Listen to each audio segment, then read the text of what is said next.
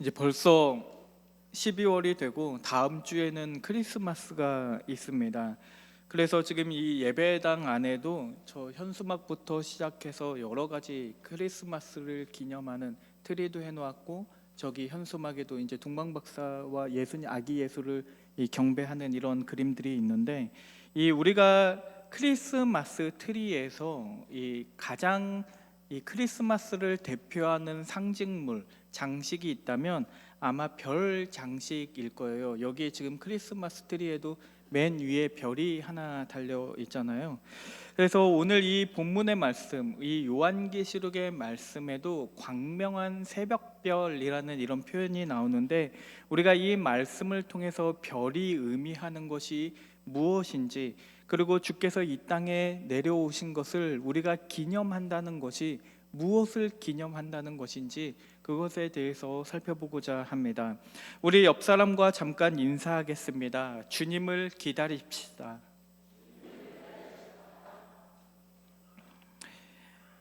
이 오늘 본문의 말씀이 요한계시록인데요. 요한계시록이라고 하면 여러분들은 어떤 것이 가장 먼저 떠오르십니까? 많은 사람들은 이 요한계시록이라고 하면 굉장히 어려운 책이라고 생각을 하고, 신비롭고 예언적인 이야기로 가득 차 있는 그런 말씀이라고 생각을 합니다. 실제로 이 요한계시록을 읽어보면 그 안에는 상징적인 언어들이 굉장히 많이 등장하고 있기 때문에 이 요한계시록의 그 세부적인 내용을 해석하는 데 있어서는 굉장히 어려운 난해한 본문들임에는 틀림이 없습니다. 그래서 칼빈이라는 사람도 이 성경에 대해서 모든 주석을 남겼지만 요한계시록만큼은 주석을 남기지 않았다라는 것도 우리에게 널리 알려져 있는 사실입니다. 그렇게 이 요한계시록이 어려운 책이기 때문에 이 요한계시록에는 굉장히 다양한 해석이 존재하고, 또 이 해석이 너무 어렵다 보니까 극단적으로 잘못 해석하는 그런 무리들이 생겨서 이 요한계시록이 수많은 이단들을 낳았다는 것도 여러분들이 이미 잘 알고 계실 것입니다. 이 요한계시록을 읽는 사람들이 잘못 해석을 하고 여기에서 이단이 굉장히 많이 발생하는 이유는 이 요한계시록 말씀의 맥락을 바르게 이해하지 못하기 때문입니다.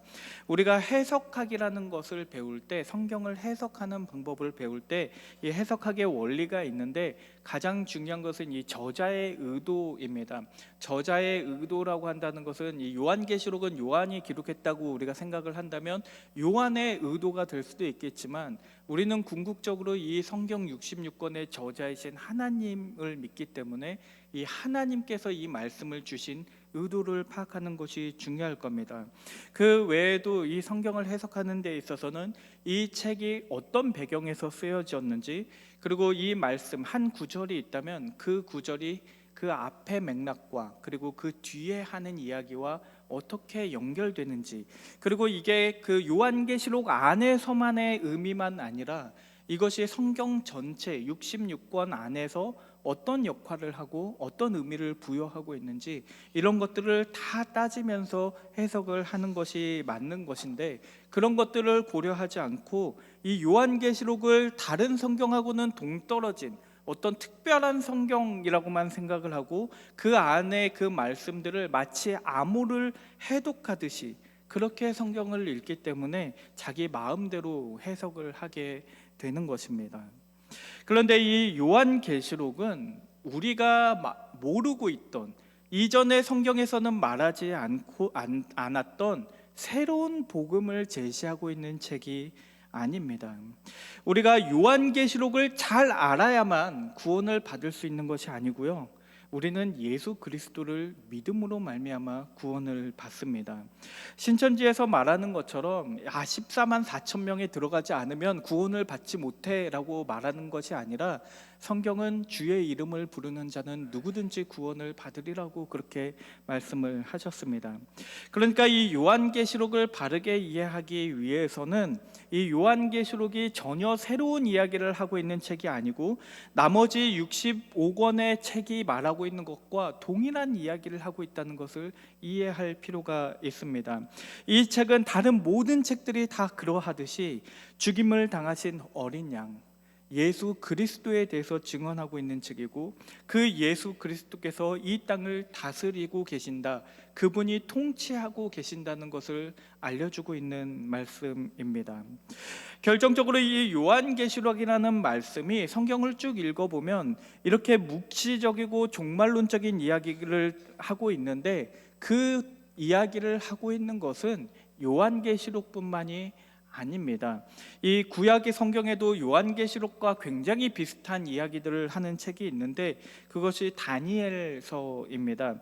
우리가 다니엘서라고 하면 우리가 성경학교나 그 유초등부 때 배운 그런 기억 때문에 이 다니엘서를 굉장히 쉽게 생각하고 이 다니엘과 세 친구의 이야기에만 집중을 하지만, 다니엘서에서 그 부분은 굉장히 작은 부분입니다. 다니엘서를 읽어보면 그 뒷부분에 있어서는 굉장히 묵시적인 이야기가 등장하고, 마치 요한계시록의 말씀을 보는 것과 같은 그런 이야기가 펼쳐지는 것을 볼 수가 있습니다. 굉장히 많은 상징적인 언어가 등장을 하는데, 상징과 환상이 등장을 하는데, 내 짐승의 환상이라든지 가브리엘과 미가엘 천사들이 등장을 한다든지, 그 당시에 겪게 되는 환난과 같은 것들에 대해서 많이 기록을 하고 있습니다. 그래서 우리가 다니엘서를 구약의 계시록이라고 그렇게 부르기도 합니다. 그런데 이 다니엘서와 요한계시록이 굉장히 비슷한 이야기를 하고 있는 이유는 이 책을 쓴 목적과 이 책이 쓰여진 배경이 굉장히 유사하기 때문입니다. 다니엘서를 한번 여러분들이 생각을 해보십시오. 제가 얼마 전에 다니엘서에 대해서 설교를 한 적이 있는데, 제가 그때 다니엘이 어떤 배경에서 쓰여진 것인지 설명을 드린 적이 있는데 기억하고 계십니까? 다니엘서는 유다 왕국이 멸망하고 나서 그 이스라엘 백성들이 바벨론의 포로로 잡혀갔을 때, 그때 쓰여진 책입니다. 그러니까 다니엘서는 무엇을 얘기하고 있냐면, 그 바벨론 한가운데에서 살아가는 하나님의 백성들에 대한 이야기입니다.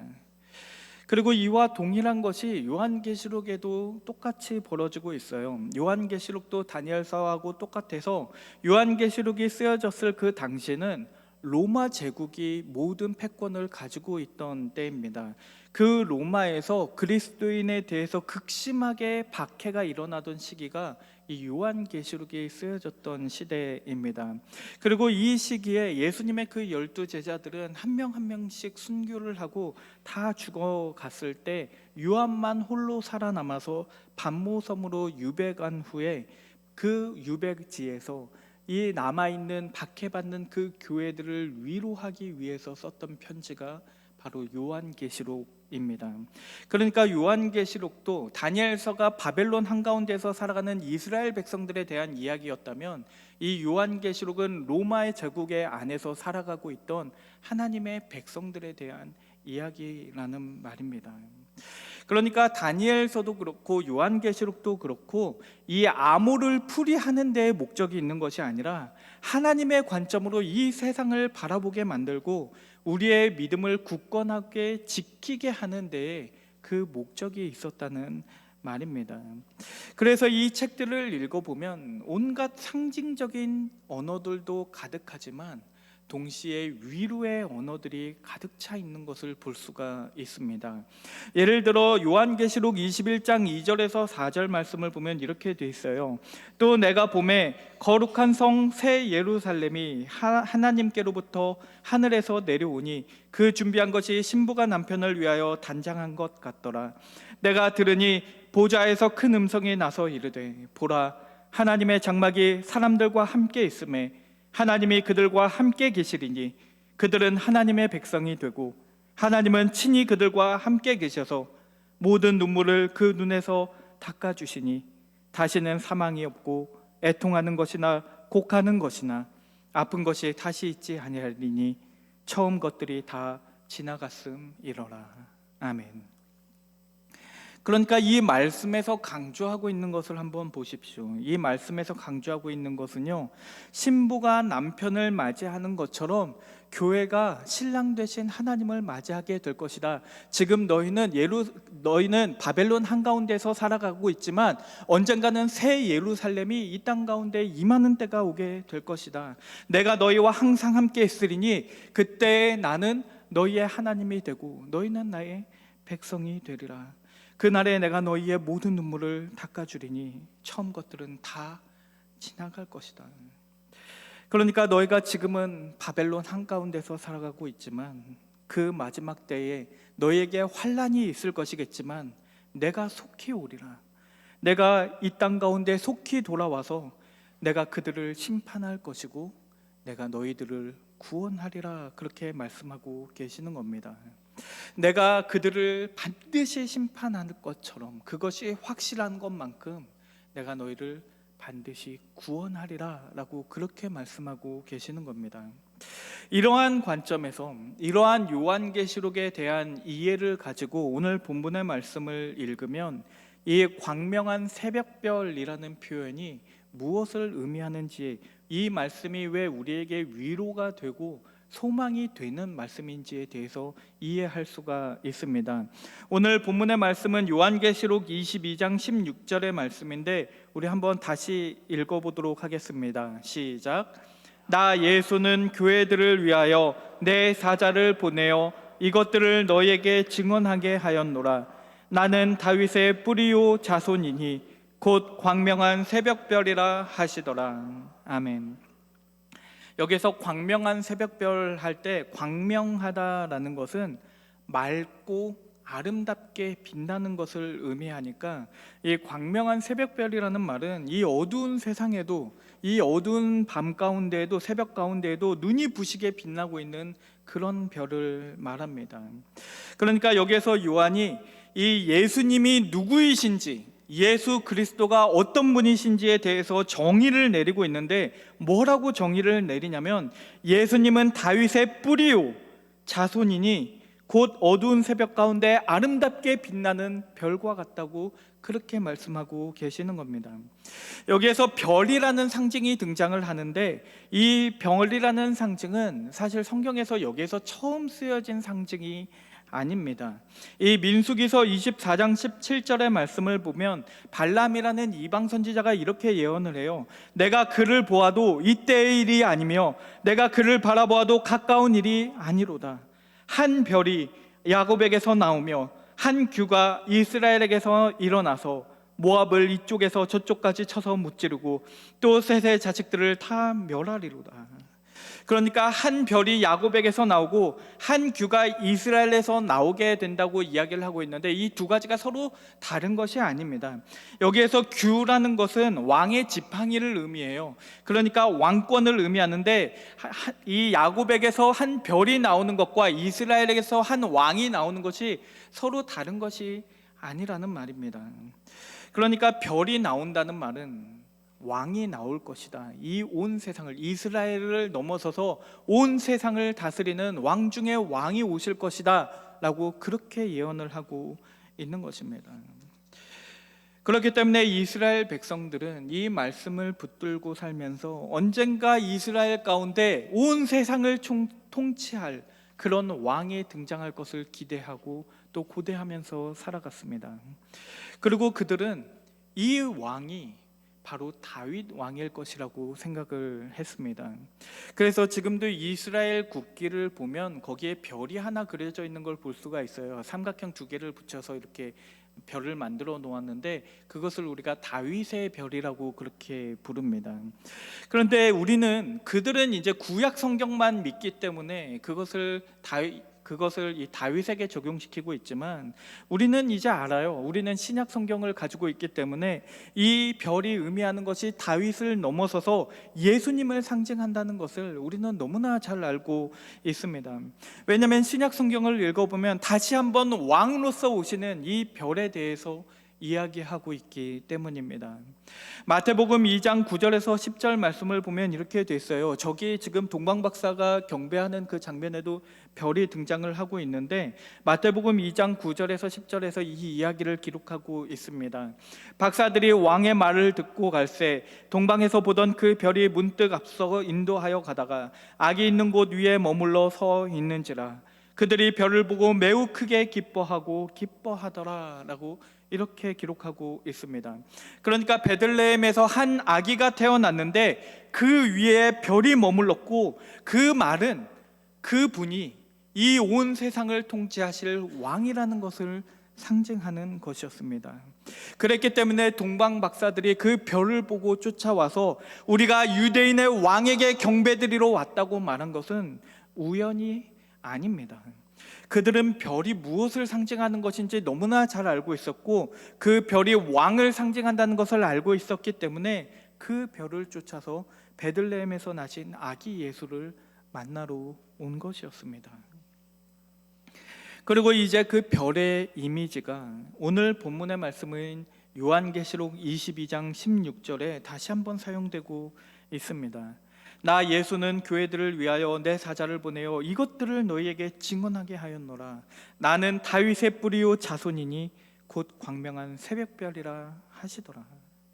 그러니까 예수님께서는 교회들에게 이것을 증언하게 하셨대요. 뭘 증언하게 하셨냐면, 예수님이 어떤 분이신지, 예수님은 다윗의 뿌리요 자손이니 곧 광명한 새벽별이라는 것을, 그것을 우리로 하여금 증언하게 하셨다고 말하고 있습니다.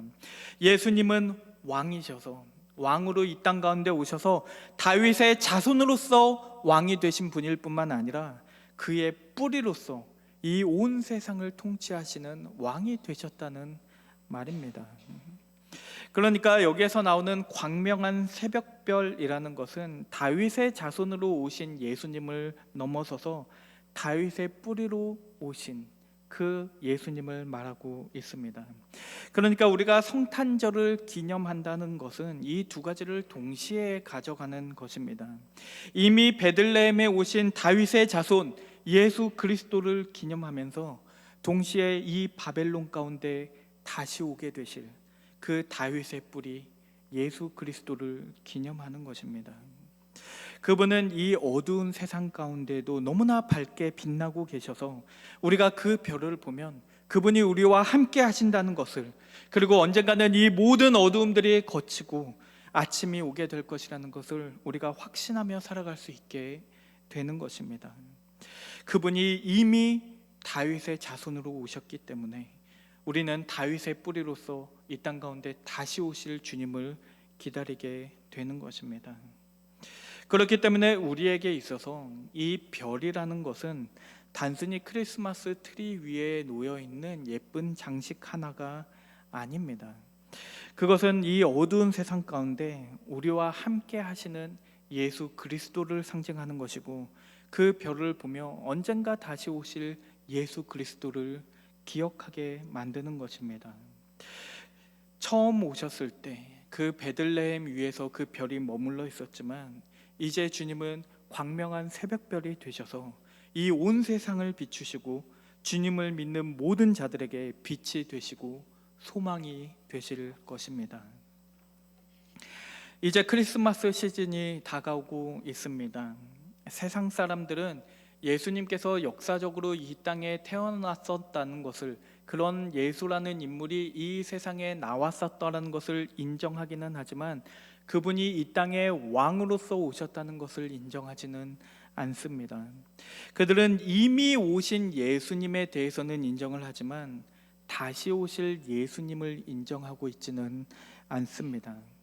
그렇기 때문에 그들에게 크리스마스라는 것은 단순히 휴일일 뿐이고 소비와 유흥을 즐기는 날일 뿐입니다.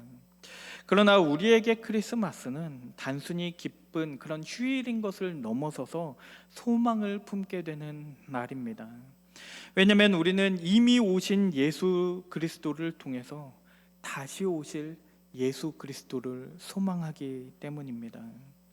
그래서 요한은 예수님을 광명한 새벽별이라고 정의를 내린 이후에 바로 그 다음에 요한계시록 마지막 부분인 22장 20절 말씀에서 내가 진실로 속히 오리라 하시거늘 아멘 주 예수여 오시옵소서라고 그렇게 끝마치고 있는 것입니다. 이제 한 해를 마무리하면서 이 많은 어려움과 고통들을 겪고 계신 분들이 계실 것입니다. 연말에 다른 사람들은 다 기쁘게 한 해를 마무리하고 있는 것처럼 보이는데 나는 전혀 기쁘지 않을지도 모릅니다. 이 도시는 네온 사인으로 휘황찬란하게 빛나고 있는데 나의 삶은 너무나 초라해 보이기 때문입니다. 그러나 우리가 그 가운데에서도 소망을 품으면서 살아갈 수 있는 이유는 저 하늘에는 광명한 새벽별이 떠 있고 우리는 그것을 바라보면서 주님이 나와 함께 하시고 언젠가 주께서 이 땅에 다시 오실 것임을 확신하며 살아갈 수 있기 때문입니다. 그래서 우리는 비록 바벨론의 한 가운데에서 살아갈지라도 나는 다윗의 뿌리요 자손이니 곧 광명한 새벽별이라 라는 이 말씀을 붙들며 살아갈 수가 있는 것입니다. 오늘 이 말씀을 기억하시면서 소망을 품으면서 살아가시는 그런 새하늘교회 성도님들 되시기를 주의 이름으로 축원합니다. 우리 기도하겠습니다. 사랑의 하나님 아버지, 우리가 성탄절을 기다리고 있습니다. 우리가 살아가는 이 세상은 바벨론과 같지만 이 어두운 세상 가운데 광명한 새벽별을 보게 하여 주시옵소서. 고통 가운데 있는 성도들을 기억하여 주시고 슬픔과 눈물 속에 있는 자들을 위로하여 주시옵소서. 한 해를 마치며 지쳐있는 영혼들에게 새 힘을 주셔서 그 마음 가운데 기쁨이 충만하게 하여 주시옵소서. 예수님의 이름으로 기도드립니다. 아멘.